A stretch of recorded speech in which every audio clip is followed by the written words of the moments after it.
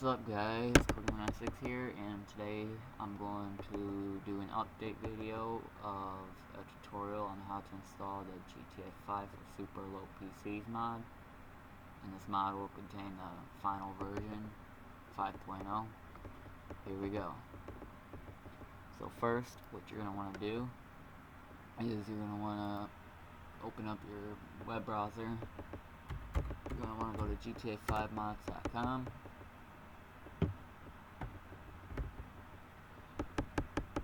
And in search, type GTA 5 for super low PCs.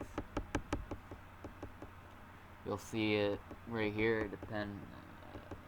It may not be in the same exact spot, but it should be within the next few mods. So you click it. Next, what you're going to want to do is you're going to want to click download.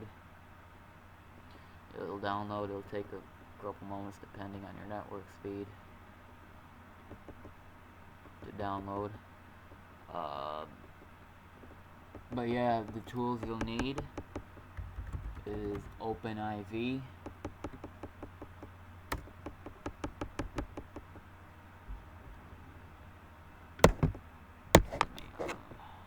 Okay, the tools you'll need is OpenIV.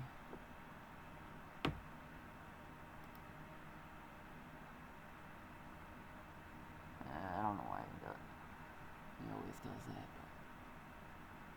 So I have issues downloading things for some reason because of my stupid faulty RAM. But anyways, you're gonna want to download OpenIV 2.7. They just updated it. It kind of looks a little different now, slightly. But yeah.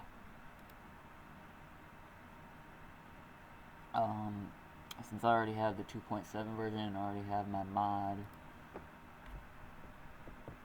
Okay, so you're going to want to open your downloaded file, which will most likely be in your downloads folder.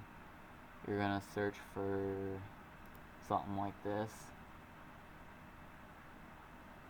You're going to want to open that up. And you're going to want to select folder there. And then you're going to want to click extract. You can extract it anywhere you want. I already have an extracted folder, so I won't extract it again. As you see right here, you're going to have these files. Now, I do recommend you read the README before proceeding. It has some very useful details and has a benchmark and tells you the recommended specs for the mod and all. It tells you all the features right here.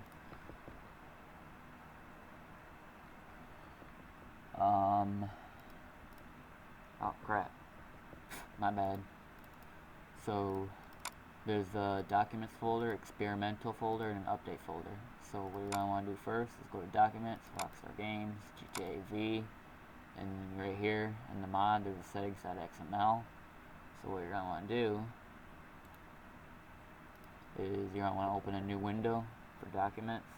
Go to your documents folder, go to Rockstar Games, GTA V, and here's settings.xml. You're going to want to open it with Notepad, or if you have Notepad++ or whatever text editor you use, open it with that.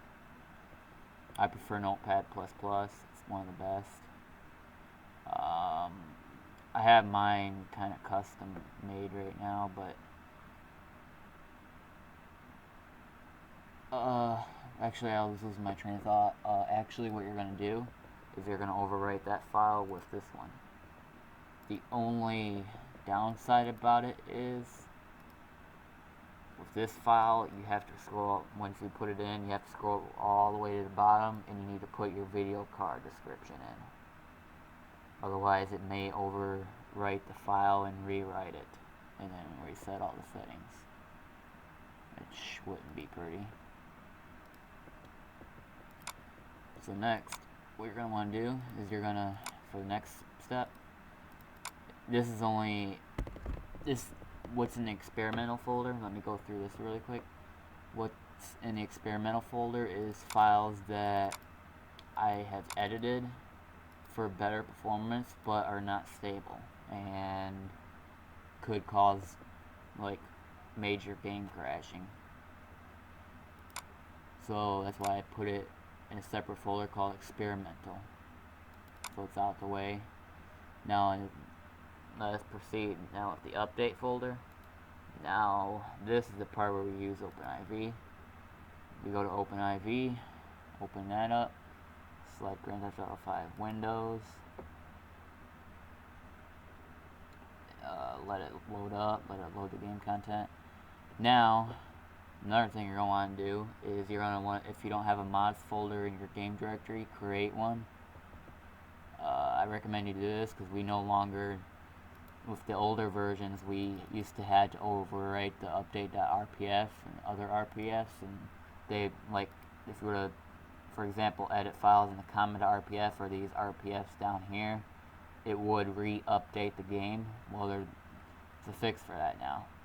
You create a mods folder, so OpenIV recognizes it, and you put all the RPF archives in that. So what we're actually going to do is we're going to want to create inside that folder an update folder. You don't, yeah, you have to, otherwise it's not going to work. So create an update folder, and create x64 folder, and then you'll drag the DLC packs, all these DLC packs, into this DLC packs. You'll overwrite them.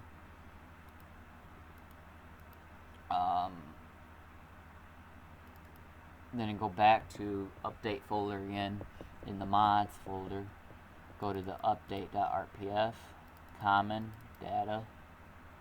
Now for the mod, the files in the mod, go to the update.rpf, common, data. Drag all of these files into here. Note that you can only like drag for some strange reason. I don't know if it does it for you guys, but for me, if I dragged like all these files, for example, it will only overwrite like these files. It wouldn't overwrite the files inside these folders. So I'd have to open each folder up like this, time cycle,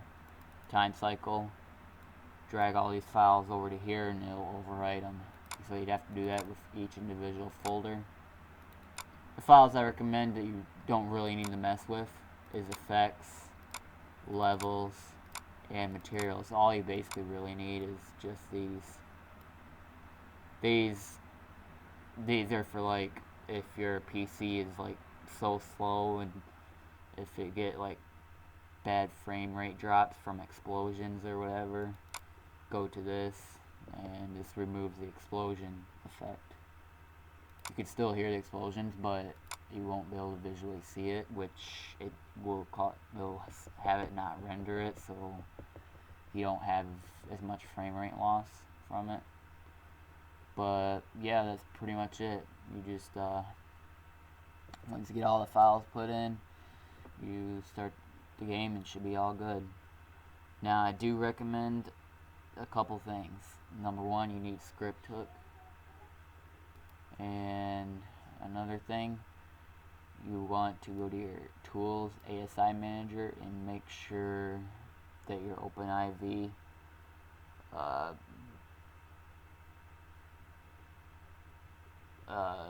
.asi is installed. It looks like there's a new plugin, so I'll just install that.